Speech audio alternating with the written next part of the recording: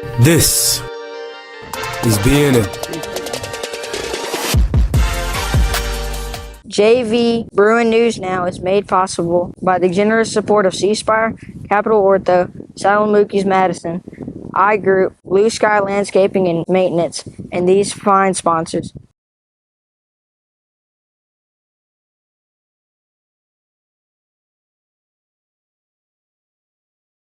This week on the show, we talk with two 7th graders who are studying the martial arts of Jiu-Jitsu. We take a look at how middle school basketball prepares athletes for varsity play. Going to the big game tonight against Catholic rivals Natchez Cathedral? Expect cool temperatures, so bring a jacket. Weather, sports, and all the news are next. JV Bruin News Now for Friday, October 11th, 2024 begins right now. From the BNN headquarters on the campus of St. Joseph Catholic School in Madison, this is the JV edition of Mississippi's High School News Leader, the state's #1 student-produced weekly high school newscast, Bruin News Now. I'm Maddie Vanderloo. And I'm Ben Shank. Welcome to the first edition of this year's JV Bruin News Now. This edition is the product of a 9-week first quarter middle school journalism class. It's been a busy first quarter, especially for us and the other 7th graders, as we settle in at St. Joe. We have a pretty good show today, a nice way to end the first quarter. One of the big things about life at a new school is getting to know all the new students, both middle school and high school. Some of us came here after spending elementary school together. And some of us just met. That's what makes this show so interesting, because our top story takes a look at two 7th graders who decided to study the martial art of Jiu-Jitsu. Some of you may know about karate and judo. Jiu-Jitsu is similar in a way. Well, we'll let JVBNN's Maddie Riza tell you all about it. 7th and 8th graders at St. Joe are involved in just about anything you can think of. Softball, volleyball, band, and art, just to name a few. 7th graders Natalia Rojas and Molly Morris are involved in something a little different, Jiu-Jitsu. Natalia Rojas plays volleyball and basketball for St. Joe, and Molly Morris plays volleyball. The girls wanted to try something different. They thought that learning Jiu-Jitsu would be a good option. Not only to give them something practical and fun to learn, Jiu-Jitsu would allow them to learn a new way to protect themselves. They have been doing Jiu-Jitsu for almost a year and a half now. I've always wanted to do a martial art, and Jiu-Jitsu seemed like the one for me. It makes me happy that if I get in trouble or someone else does, I'll be able to defend myself and others. The girls start their lesson with warm-ups such as running, stretching, and exercising. Their teacher then demonstrates the Jiu-Jitsu move of the day. The students then break into pairs to practice. In this one of them plays the bully, and the other is the targeted person trying to defend herself. After they try the move, they swap roles. I get to learn how to fight, defend myself, get confidence, and build up strength. At St. Joe, Natalia and Molly Morris are good students involved in several activities and sports. Their teachers and friends are as impressed with them as their Jiu-Jitsu instructor. Natalia and Molly are very good students in that they always come in with a smile every day. They're always on top and they're very creative. Jiu-Jitsu is just one normal activity for them. It makes them more confident because, I just feel like if they practice all these moves and they just have more confidence in themselves. Their confidence skill has been through the roof. Jiu-Jitsu has a rich history in the martial arts. It requires determination, dedication, and practice, things that come easy for Natalia Rojas and Molly Morris. For JV Bruin News Now, I'm Maddie Riza. And now back to Maddie Vanderloo and Benjamin Shank. Thanks, Maddie. Great story. Jiu-Jitsu looks pretty interesting. I wish I had more time to try new things. I have just way too much work, and that's not enough time on my hands. Well, you won't need to be busy this weekend. You know why? We're off on Monday, October 14th for Columbus Day and Indigenous Peoples Day. That holiday gives everyone a nice 3-day weekend. It's also a great way to mark the end of the first academic quarter here at the Joe.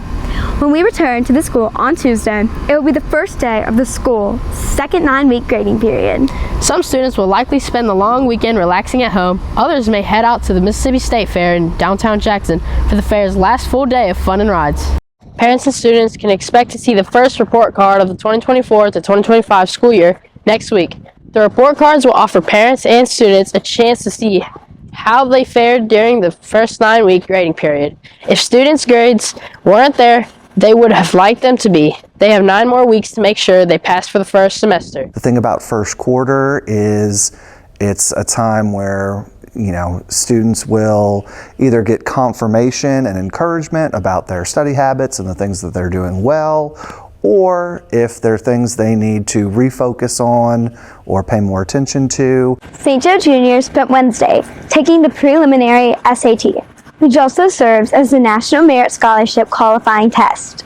This nationally standardized test is used to determine if students qualify for national merit scholarships.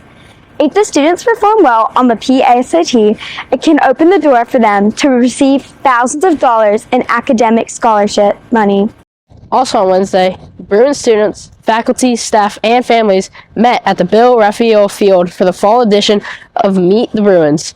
Their event celebrated girls and boys fall sports, spirit squads, and the Bruin Band. Before the 6 p.m. event, the PA also sponsored a chili bar in the St. Joe cafeteria. Coming up, Jet Moore and George Holyfield preview tonight's big football game. And we'll have tonight's game day forecast. Stick around, sports and weather are next.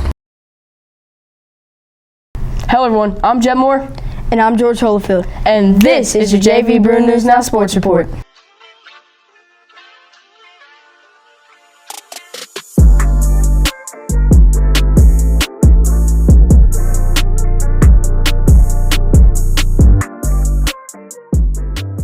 Fall sports continue to wind down with swim ended, softball, volleyball, and girls soccer coming to a close. Meanwhile, Bruins varsity football is still going strong tonight. The Bruins return to action at Bill Raphael Field in the first of the final 2 home games of the year. Tonight, it's Catholic rival Natchez Cathedral. The Green Wave head to Madison for a rematch against the Bruins. If you remember, St. Joe traveled to Natchez last year where the Bruins left a 34-12 win. Look for a packed crowd tonight as the Bruins have a pink out game to show support helping Hope Lodge and Jackson in the fight against cancer. If the weather holds out, we should have a great crowd. If you can't make tonight's big game in person, you can follow all of the action live right here on the Bruin News Now YouTube channel. Connor Odom, the voice of the Bruins, and co-host Davis Hammond will bring you all of the action. Kickoff for tonight's game will start at 7 p.m. with the coverage starting at 6:45 p.m. If you aren't able to watch the YouTube video feed, you can still listen to our audio feed on our YouTube channel. Speaking of football, the JV football team, the training ground for varsity, has had an interesting year under the leadership of Coach Reed Collins. Collins is a St. Joe alumnus who served as quarterback when he was a student athlete. It was a transition at first, but after going through college athletics and learning a new style of coaching, going from high school athlete to college athlete, you learn a new style of coaching. And being able to come back and implement it here has been great. The JV team played at home against Jackson Academy last week. They have one more game left, a home contest against Presbyterian Christian School set for Thursday, October 17th. So we just got to play to our strengths and know where our strength points are and attack those and exploit other teams' weaknesses. Control the game clock is the biggest thing as well. And, just get the mindset that we can win any game we play, and we got to build the culture here. Volleyball closed out the regular season on Tuesday with a match at PCS. Volleyball, softball, and girls soccer all made it to the playoffs. Volleyball playoffs begin next week. Meanwhile, cross country traveled to the Natchez on Monday for the Natchez Cathedral Invitational. The Natchez meet is one of the final warm-up for the big event. The MAI state meet is set for Choctaw Hills on Monday, October 28th. Coach Beeman said that she has high hopes for the Bruins. And we're really excited to see some great races at the end of this month. We'll have one more race, and then we have our state cross-country meet on the 28th of October, so come out and show some support. These are tenacious runners. They've been fighting through challenges and overcoming things like injuries and all kinds of things, and so they've really persevered this season, and I'm super proud of them. Just a few weeks away is the start of the winter sports, specifically boys and girls basketball. Both teams have been practicing daily and preparing for another great season in the Bruin Den. For both varsity teams, the JV team, and the middle school teams are especially important. They provide a great game experience for athletes and prepare them to eventually move to the varsity level. JV BNN's Grace Barber takes a closer look in the importance of the middle school teams. In just a few weeks, Bruin basketball will hit the floor of the St. Joe Gym for the 2023 to 2024 season. And for the JV and middle school teams, both boys and girls this year can be pivotal. Why? Because both are a great way to prepare student athletes for the rigors of varsity play. We're running a lot and we're shooting. We're learning together as we talk and we tell each other where to go and what to do. I think we'll be doing good as long as we keep practicing, putting the work in, and keep talking. The goal for many of them is to earn a spot playing varsity ball at St. Joe and helping lead the boys and girls teams to a state championship. But first things first, Students spend the first couple of years at St. Joe learning the ins and outs of the sport and perfecting their skills to contribute at the next level. Students have a lot to learn before they hit the big time. Well, I think so far they've got a lot of ability. Of course, with that age, it's going to depend a lot on how much work they put in and how much they improve over the next 9 months. But I think with the effort they're showing so far, I expect that improvement to really come over the course of the year, and I'm really impressed with how hard they are working. Sometimes an athlete is so strong on the court that coaches believe they can compete with varsity. That happened with Chastity Kern. It's competitive, and I like to play competitive sports because it's helping me achieve what I need to work on. The girls are showing lots of progress and potential for their season that begins later this month. I'm Grace Barber for JV Bruin News Now. Thanks, Grace. Well, that's it for Bruin Sports this week. Join us again next week when the regular edition of the Bruin News Now Sports Report returns. I'm Jet Moore. And I'm George Holyfield. So long, everybody.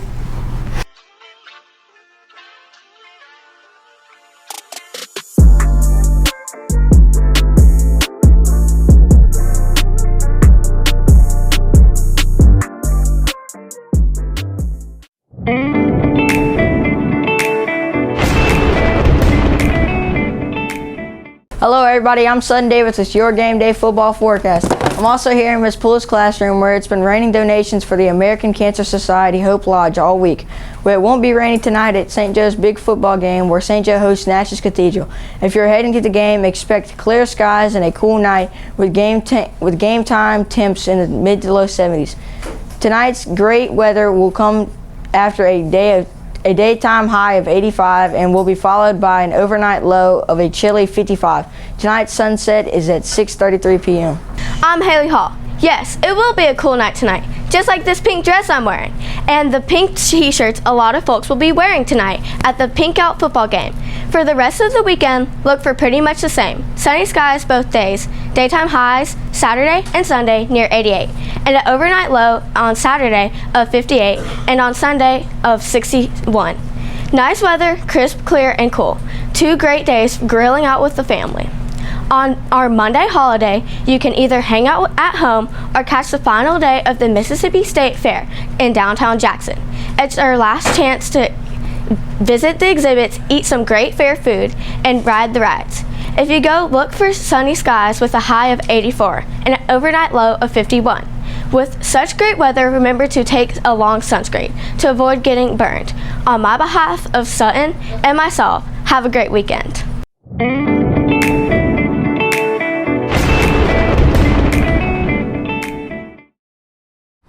Thanks, everyone. I'm looking forward to heading out to tonight's game. I hope we can pull things off. Maybe I'll make it tonight. Before we go, just a quick reminder that St. Joe will be closed Monday for Columbus Day and Indigenous Peoples Day. We'll be back in session at 8 a.m. Tuesday. And stick around after we sign off for the first edition of this year's Humans of St. Joseph. A quick look at some of the interesting people who make up the St. Joe campus JV B&N's James Dukes put together this edition. And remember to like, comment, share, and subscribe to the B&N's YouTube channel, where you will find this and an archive of all student-produced programming.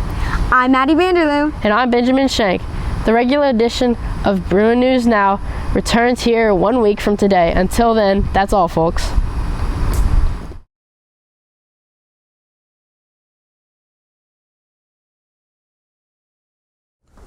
I'm George Green. I'm a songwriter and I played the piano.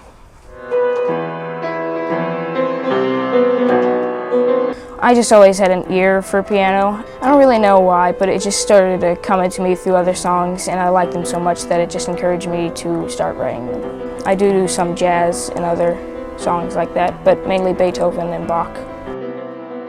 My brother plays the guitar, so does my sister and my other sister, and all 3 play the piano. And my cousin is a musician. He is in Nashville. He has written quite a few songs. Here at St. Joe, I am in band, and I have been starting playing the trumpet. My brother did play the trumpet, and so I was kind of hoping for that. I am a soccer player at St. Joe. Soccer started when I was at my old school. My dad also just wanted me to do something else, and out of all the sports, I just picked soccer, and that stuck with me. And then I started playing in Rush, and I was on a team, and then now I'm here.